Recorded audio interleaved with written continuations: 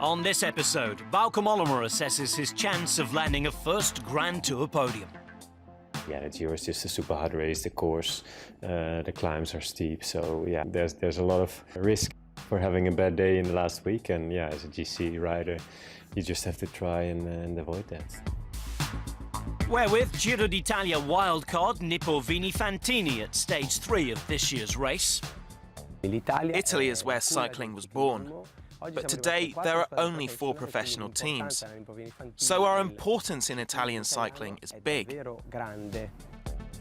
But before all of that, we meet one of the young stars of the 2018 edition.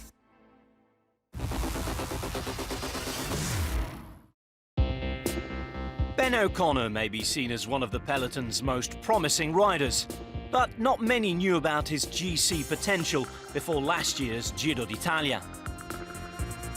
Having begun the race riding in support of Dimension Data teammate Louis Meintjes, the 23-year-old Australian would go on to prove a veritable breakout star at the race.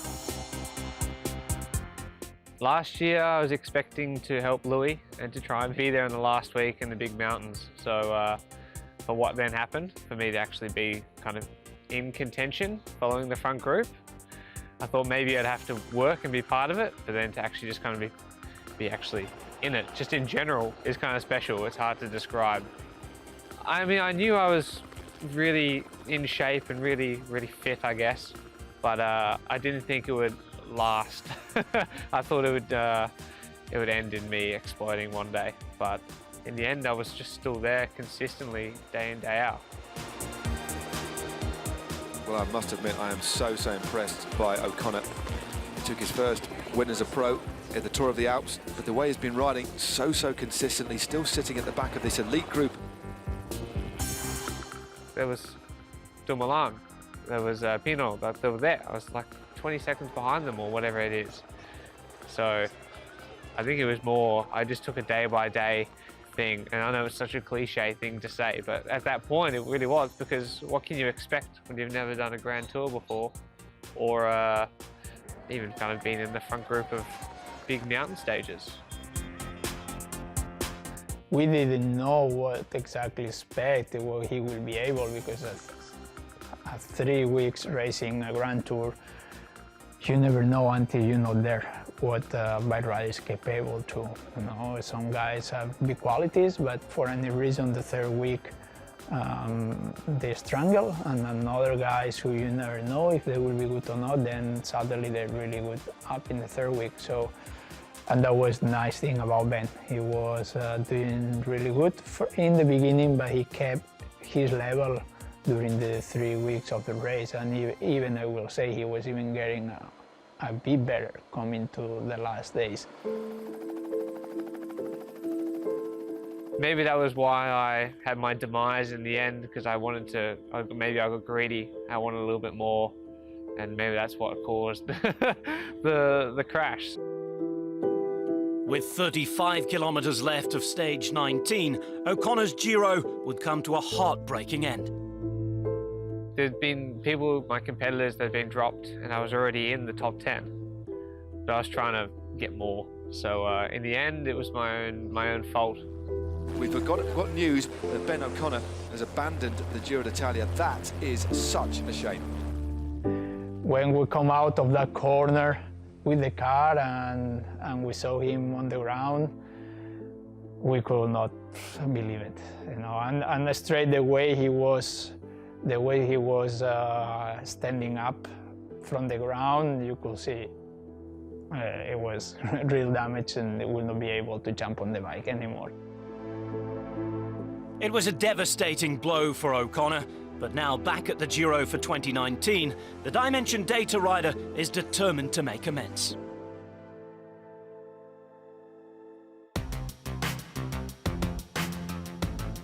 I already knew I was going to go back, like pretty much as soon as it had ended.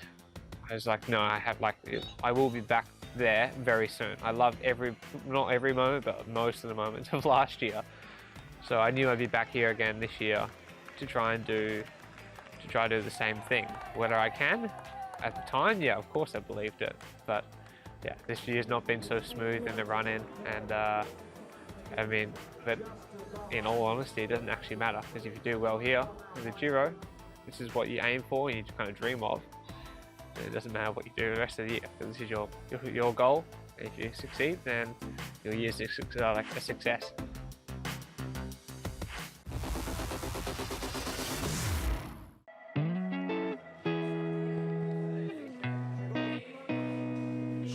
Siamo nati nel 2015, siamo alla quinta stagione.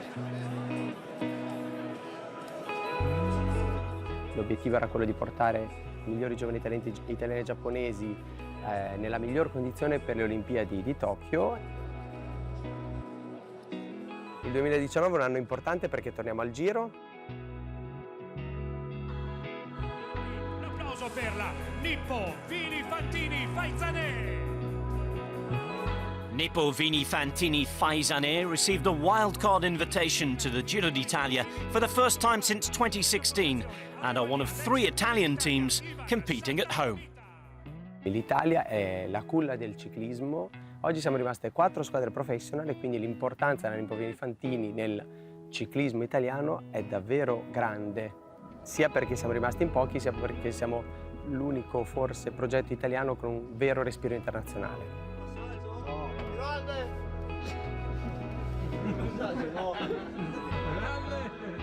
Il Giro d'Italia per uno sponsor italiano rappresenta la vetrina per cui investire nel ciclismo, quantomeno a livello title sponsor. Per una squadra italiana non fare il Giro d'Italia è, diciamo, uno spartivia tra vivere o morire. With this being the final year that race organisers can independently select wildcards, Italian pro continental teams will find it harder to be picked for the Giro. 2020 sees UCI reforms, which gives the top 2 ranked pro Conti teams first refusal on the Grand Tour places. Ad oggi, per partecipare a un grande Giro, gli organizzatori hanno a disposizione 4 wild card, perché 18 squadre sono le World Tour che ci vanno di diritto e dovere. La riforma UCI 2020 è molto caldo come tema in questo momento durante il Giro d'Italia, perché abbiamo chiesto come professional una revisione. Qualora i World Tour diventino 20, oppure qualora ci sia una classifica professional che premia le prime 2 dandogli il diritto e dovere di partecipare ai grandi giri, implicherebbe la morte di tante professional, perché gli organizzatori avranno la metà delle wildcard disponibili nei grandi giri. Dunque noi professional avremo la metà delle opportunità di parteciparci.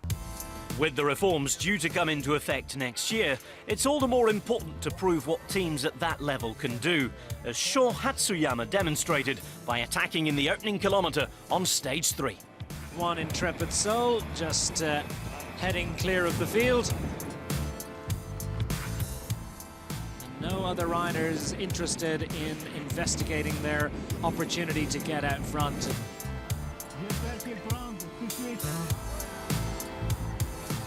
Proud moment for the Japanese rider who was given his head by the peloton. They were allowing him to take as much of an advantage as he required to spend the day out front.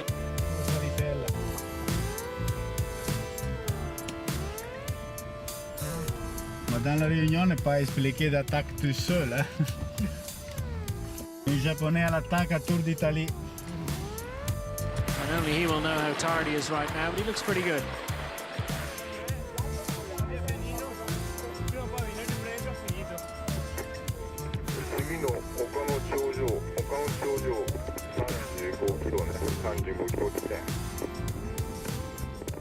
Non era in programma di attaccare da solo, ha deciso ed è bello che abbia il suo momento di gloria. Where's the next attack coming from? I think he looks as if he's resigned to his fate. Time to take a drink and accept. The Japanese rider was caught with 75 kilometres to go on a day where the peloton decided to rest their legs in anticipation of a bunch sprint finish. Ah oui, d'accord. Ça arrive pas souvent d'être seul en tête dans le Giro, voilà.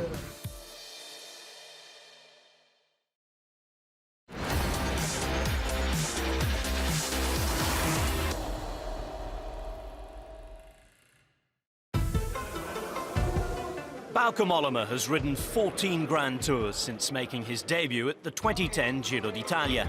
But despite his noted GC abilities, a podium finish remains elusive. Having decided to return to the Corsa Rosa in 2019, the Trek Segafredo rider is determined to show he can still contend over 3 weeks. I think we took that decision already in October, so quite early. Came from myself. I asked the team to do the Giro next year because I like the Giro, because I want to do a good result in a Grand Tour this year, and I think the Giro is a race that suits me well. I've done it twice in the past. I think they were both my hardest Grand Tours, so the Giro is a hard race, and yeah, that's what I like. It's a special race also. You need to handle the bad weather, because that's possible in the Giro. So that makes it different compared to the Tour and the Vuelta, where the weather is normally much better. It can be cold, it can be rainy, and that makes it harder for the body. Maybe that also makes it harder to stay at that level. I mean, there's riders that can start really well the first 10 days or 2 weeks, but that makes it riskier to have a bad day in the last week, I think. And the Giro is just a super hard race. The course, the climbs are steep, so yeah, there's a lot of risk for having a bad day in the last week. And yeah, as a GC rider, you just have to try and avoid that. Meanwhile, this man, Bauke Mollema, who says he hasn't been at 100% at this Giro d'Italia, rolling in to finish his time trial. Not much is going to change for him today. Mollema last rode the Giro 2 years ago, when he looked in line for a top 3 finish following a strong start to the race. However, after seeing his form slip towards the end of the second week, he would have to settle for 7th. I started really well. At one point, I think I was 3rd overall in the middle of the race, more or less. I did a good TT, I did a good result on the first uphill finish on Blockhouse. But then the last 10 days, I was fighting, I was suffering, and I didn't really have good sensations. My body was just empty, and I was just struggling to get to the finish. And in the end, I still finished 7th, but yeah, the feelings were not so good, especially that last week. And also after the Giro, we found out that my blood results were really low, so I wasn't really recovering as I should be. So yeah, that was good to know, and I think this year we will do a few things differently.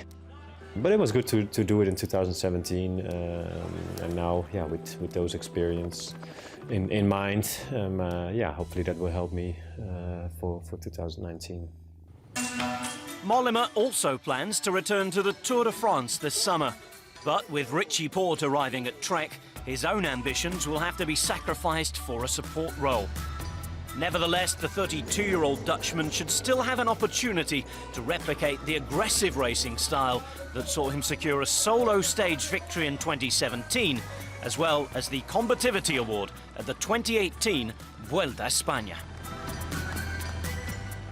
I like riding aggressively like that, like I did in the Vuelta and in the last week of the Tour. Also last year and the year before, and for sure I will keep doing that. In the Giro, probably when you ride for GC, that it's harder to be as much in the breakaways as in the Vuelta, for example, last year. But I like to do 2 Grand Tours. I really like the Grand Tours as a rider. I think they suit me well, so I think it would be nice to combine it and to do, well, at least 1 Grand Tour for GC the next couple of years, and maybe another one riding aggressively and then really going for stage wins. For the next 3 weeks, though, the ultimate key to success will be consistency.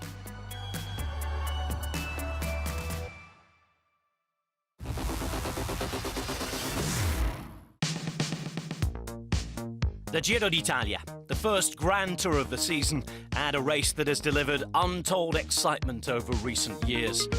With an impressively strong group of overall contenders and star sprinters, the 102nd edition promises to be no different. And inCycle will be with you every step of the way to recap all the action. The 2019 Giro began with an 8-kilometre time trial through the streets of Bologna, but this test against the clock featured a sting in the tail. A 2-kilometre, 9.7% climb to the finish. When you approach the bottom of the climb, it's a dead turn, so you lose all the speed, and then you're climbing to the line. It definitely suits the time trialers who can climb, so I think Roglic and Dumoulin are my 2 favourites for today. With many of the overall favourites starting early to avoid the forecast rain, Tom Dumoulin was one of the first starters. This is the foot of the climb, and he's... Boom, he hit it like a wall. Tom Dumoulin stops the clock, 13 minutes and 22 seconds. The Dutchman's effort was surprisingly bettered by Miguel Angel Lopez before home favourite Vincenzo Nibali set down a new benchmark. He's chasing Miguel Angel Lopez, 13 minutes and 22 seconds. Tom Dumoulin level on time, and that's going to be blitzed by Vincenzo Nibali. Further down the course, Primož Roglic appeared to be going even better. This is going to be a sensational time from Primož Roglic. He's going to steal a march on his rivals with this one. The Slovenian coming home 23 seconds quicker than Nibali to clock a time that no one had come close to threatening almost 3 hours later when Simon Yates was finally on the road. It's going to be second place on the day for Simon Yates as he thrashes his legs at the line. An impressive time for Yates, but still 19 seconds off Roglic, the Jumbo-Visma rider securing the stage and the first Maglia Rosa of the race. Stage 2 from Bologna to Fucecchio was expected to give the sprinters their first chance to shine. And after winning 4 stages last year, Italian national road race champion Elia Viviani was considered the man to beat. The last 40k is really fast and really big road towards Fucecchio, and also the finish, the last 2k is a good road for the sprint. So let's go for the sprint and hope for the sprint. Viviani, I think he's going well, and also Fernando Gaviria and Pascal Ackermann, and also Demar. So it's a really strong sprinting field here. So it's going to be much harder to win stages with such depth. Bora Hansgrohe, they've controlled so much, and he wants the motorbike to head on. They're down. One of the Groupama FDJ riders has gone down. Here comes Ackermann to the line. Pascal Ackermann gets stage 2, the first road stage of Giro d'Italia 2019. Grand Tour debutant Pascal Ackermann winning his first Giro sprint ahead of Viviani and Ewan. There was another sprint finish on stage 3 from Vinci to Orbetello. But deciding the winner wasn't quite so straightforward. Ackermann goes for glory. Tamar's going to try and pick up off the other wheels, but it's Ackermann with Viviani coming. Viviani going for glory. Viviani and Tamar. Viviani to the line. Viviani gets it. The Italian champion has won stage 3 of Giro d'Italia. But Viviani's victory was short-lived, as the Italian subsequently found himself relegated for a dangerous sprint, handing the win to a largely indifferent Fernando Gaviria. Ed è il momento degli applausi per Fernando Gaviria.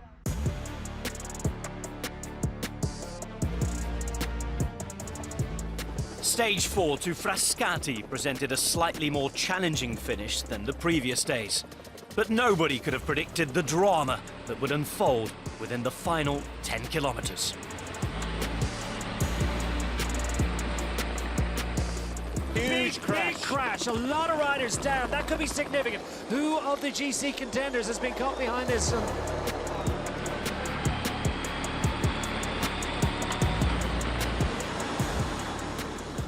Dumoulin is chasing.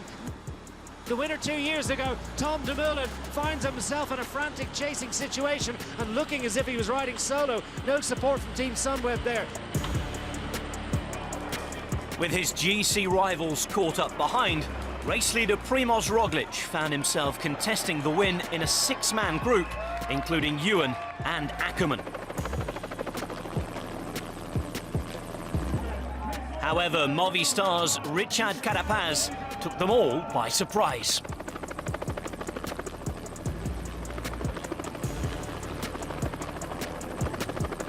The 25-year-old Ecuadorian climber, one of the revelations of the 2018 race, launching a late move and just holding off a charging Ewan to secure his second Giro stage win after last year's victory in Mercogliano.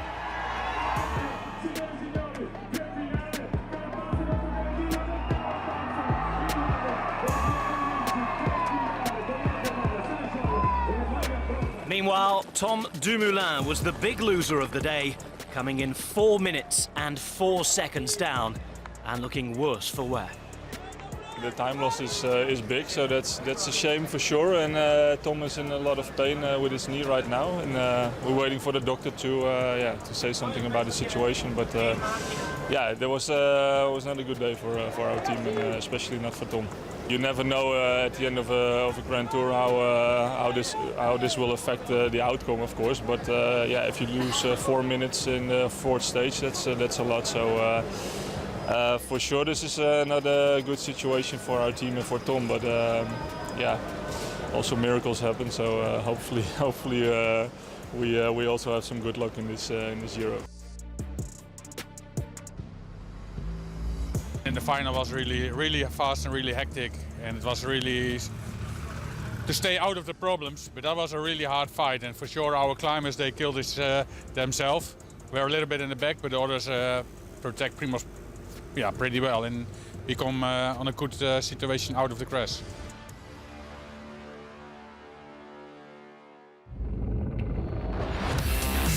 That's all for now, but do join us next time. Until then, keep up to date on social media.